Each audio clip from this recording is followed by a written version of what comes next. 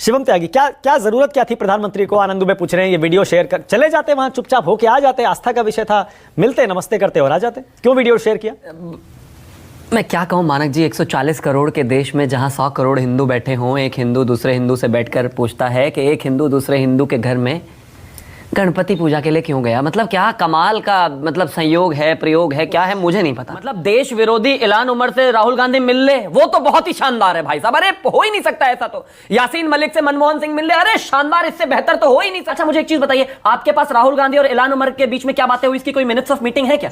आप बताइए, है कि मैं आपसे पूछ रहा हूं? नहीं है। कांग्रेस ने बताई कुछ? नहीं। क्या बात करके आए हैं ये देश विरोधी सांसद से? हमें पूछने का अधिकार नहीं है क्या? आतंकवादियों के साथ आप बैठकों की बात कर रहे हैं, अडवाणी जी भी मिले थे अलगाववादी। तो मैं तारीख पे तारीख तारीख पे तारीख तारीख पे तारीख, मतलब एक ही पार्टी, एक ही व्यक्ति, एक ही विषय में दो अलग अलग सिचुएशन में खुश और नाराज सुप्रीम कोर्ट से दोनों है। वो व्यक्ति एक त्योहार पर एक जगह मिलकर पूजा कर रहे हैं। आनंद दुबे कुछ नहीं कहते, पंकज शर्मा कुछ नहीं कहते। अगर वहां रोजा इफ्तारी होती, मैं बड़े कॉन्फिडेंस के साथ कह रहा हूं। Hello friends, young debate show YouTube channel में आपका स्वागत है। आज की डिबेट में हम देखेंगे कि सीजेआई चंद्रचूड़ के घर प्रधानमंत्री मोदी गणेश पूजा करने गए तो विपक्षी इसका भी मुद्दा बनाकर हाय तौबा मचाने लगे एवं संविधान खतरे में बताने लगे। इसी पर डिबेट चल रही थी तो एंकर मानक गुप्ता के सवालों का भाजपा प्रवक्ता शिवम त्यागी ने बहुत ही शानदार तरीके से जवाब दिया एवं सभी विपक्षियों को अच्छे से धोया है। तो डिबेट का पूरा मजा लेने के लिए वीडियो को अंत तक जरूर देखें। तो चलिए शुरू करते हैं। शिवम त्यागी, क्या क्या जरूरत क्या थी प्रधानमंत्री को? आनंद दुबे पूछ रहे हैं, ये वीडियो शेयर कर चले जाते, वहां चुपचाप होके आ जाते, आस्था का विषय था, मिलते नमस्ते करते और आ जाते, क्यों वीडियो शेयर किया? अच्छा मैं क्या कहूँ मानक जी, 140 करोड़ के देश में जहाँ 100 करोड़ हिंदू बैठे हों, एक हिंदू दूसरे हिंदू से बैठकर पूछता है कि एक हिंदू दूसरे हिंदू के घर में गणपति पूजा के लिए क्यों गया। मतलब क्या कमाल का मतलब संयोग है, प्रयोग है, क्या है मुझे नहीं पता। ये बड़ी अच्छी बात कही आप। मेरे हिसाब से एक स्वस्थ लोकतंत्र में इस तरह की तस्वीरें इस देश ने पहले भी बहुत देखी हैं। आप तो अभी रेफरेंस दे ही रहे हैं, 2009 में जब चीफ जस्टिस ऑफ इंडिया और मनमोहन सिंह जी मिले तो सब बहुत चंगा सी, और आज प्रधानमंत्री चीफ जस्टिस के घर पूजा करने चले गए तो इतना दंगा सी। समझ में ये नहीं आ रहा मुझे कि इसमें प्रॉब्लम क्या है। मतलब देश विरोधी इलान उमर से राहुल गांधी मिल ले, वो तो बहुत ही शानदार है भाई साहब। अरे हो ही नहीं सकता ऐसा तो। यासीन मलिक से मनमोहन सिंह मिल ले, अरे शानदार, इससे बेहतर तो हो ही नहीं सकता। अच्छा बात नहीं है। लेकिन एक देश के दो नागरिक, एक ही धर्म के मानने वाले, जो दोनों कॉन्स्टिट्यूशनल पोजीशन लेकर मतलब चीजों को लेकर आगे जा रहे हैं, वो अगर मिलने तो हंगामा क्यों? अच्छा मुझे एक चीज बताइए, आपके पास राहुल गांधी और इलान उमर के बीच में क्या बातें हुई, इसकी कोई मिनट्स ऑफ मीटिंग है क्या? आप बताइए, है कि मैं आपसे पूछ रहा हूं? नहीं है। कांग्रेस ने बताई कुछ? नहीं। क्या बात करके आए हैं ये देश विरोधी सांसद से? हमें पूछने का अधिकार नहीं है क्या? नाइस। उस तक पे तुम जवाब देने को तैयार नहीं है ये लोग, लेकिन हमें आके ये पूछते हैं कि चीफ जस्टिस ऑफ इंडिया और प्रधानमंत्री क्यों मिल लिए। अरे जिस बात पर जवाब देना चाहिए उस पर जवाब दो। पर शिवम, इलान उमर के साथ जो मीटिंग थी उसमें तो और भी बहुत सारे लोग थे ना, 1-to-1 मीटिंग नहीं थी ना, यूएस के और भी सांसद। मतलब आप क्या चाहते हैं? और जो आतंकवादियों के साथ आप बैठकों की बात कर रहे हैं, अडवाणी जी भी मिले थे अलगाववादी। तो मैं सिर्फ यही कहना चाह रहा हूं कि हम तो इस बात को हंगामा नहीं कर रहे, आप क्यों कर रहे हैं? मैं तो सिर्फ एक चीज कहना चाहता हूं, बहुत सीधा है। 1-to-1 का अर्थ क्या है?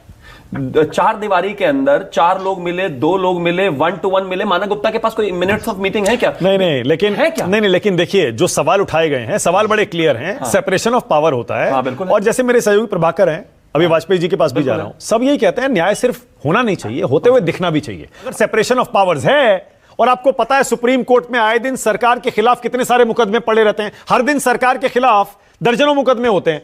ऐसे में प्रधानमंत्री का चीफ जस्टिस से यूं मिलना और उसके बाद यूं वीडियो शेयर करना आम जनता में क्या संदेश देता है? एक काम कर, 200 रुपए दे और 50 रुपए काट ओवर एक्टिंग के वजह में। आज तक मुझे कोई एक व्यक्ति ऐसा बताइए जो न्यायपालिका की तारीफ करता हो और वो केस हार गया हो। एक, मैं चैलेंज के साथ कहना चाहता हूं इस पूरे पैनल में, जो भी केस हार जाता है वो न्याय व्यवस्था न्यायपालिका को गाली देता ही देता है, वो उसको क्रिटिसाइज करता ही करता है, वो उसको गलत कहता ही कहता है। दो केस में दो पार्टियां अगर लड़ रही हैं तो जो व्यक्ति, जो पार्टी हारती है वो कभी न्याय व्यवस्था को सही बताती नहीं। That's a reality. अब उसका क्लासिक एग्जांपल भी देता हूं। अरे बाप रे, ये तो धोती खोल रहा है।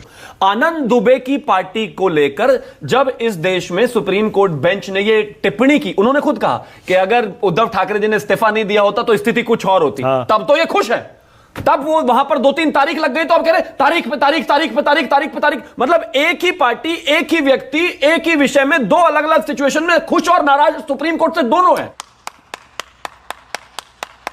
अच्छा, मैं आपको दोबारा ये सवाल पूछता हूं, आपने मेरे सवाल का जवाब नहीं दिया, मैं दोबारा पूछता हूं। पूछिए। जब सुप्रीम कोर्ट के जज, वो अलग बात है कि रंजन गोगोई उन 4 जजों की प्रेस कॉन्फ्रेंस में शामिल थे जो पब्लिकली हुई थी, उसके बाद राज्यसभा चले गए, वो अलग बात। मस्त जोक मारा रे, ये हंस रहे हलकट हंस। लेकिन जब जज राज्यसभा जा सकते हैं, बंगाल में सिटिंग जज आपके टिकट पर चुनाव लड़ सकते हैं, उसके बाद इस तरह की तस्वीरें, जो लोग इनको जोड़कर देखेंगे उनके लिए क्या कहेंगे आप? मैं तो बहुत तेज हो रहा है, बहुत तेज हो सबसे नया हूं इस पैनल में और कम उम्र का भी हूं। मुझे लगता है कि मुझे तो हो सकता है कि शायद ना याद रहता या मैं ना पढ़ता तो मुझे तो पता ही ना चलता। इस देश में एक जज हुआ करते थे बहरुल इस्लाम, वो कांग्रेस के पहले ऑफिस बेरर थे, फिर उसके बाद उनको राज्यसभा बनाया गया, फिर इस्तीफा दिलवाकर उनको हाई कोर्ट जज बनाया गया, फिर उनको सुप्रीम कोर्ट जज बनाया गया, फिर उनसे जगन्नाथ मिश्र जो तत्कालीन मुख्यमंत्री हुआ करते थे बिहार के, उनमें एक वर्डिक्ट आया, मैं किसी पे सवाल नहीं उठा रहा हूं। फिर उसके बाद उन्होंने वहां से अपनी सेवाएं देने के बाद वो फिर कांग्रेस पार्टी में आ गए, इंडिपेंडेंट चुनाव लड़े और फिर राज्यसभा सांसद बन गए। कहां थी इनकी ये नैतिकता? सब क्या देखना पड़ रहा है, अच्छा है मैं अंधा हूँ। दीजिए इस बात को।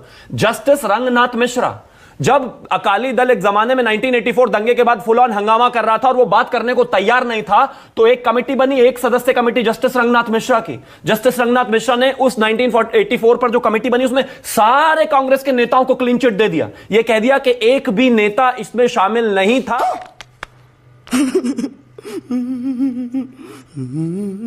और एक एक नेता अगर चाहता तो इससे ज्यादा बहुत कुछ कर सकता था। वो रिपोर्ट आई, रिपोर्ट बनने के बाद जो है सारी चीजें हुई, फिर वो टेबल हुई, कांग्रेस जो है पूर्ण बहुमत में थी, उस रिपोर्ट पर बहस भी नहीं हुई, थोड़ा समय और दीजिएगा।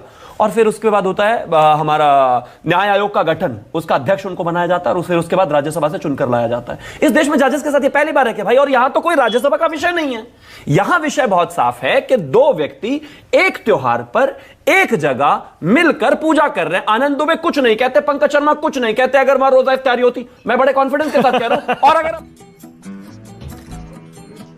भी नहीं कह रहे, देखिए 2 लोग, अब एक चीज बताइए, एक पार्टी में मैं और मानक जी, मैं और आप हैं, दोनों संवैधानिक दायरे में अलग अलग महत्वता रखते हैं और साथ में हैं।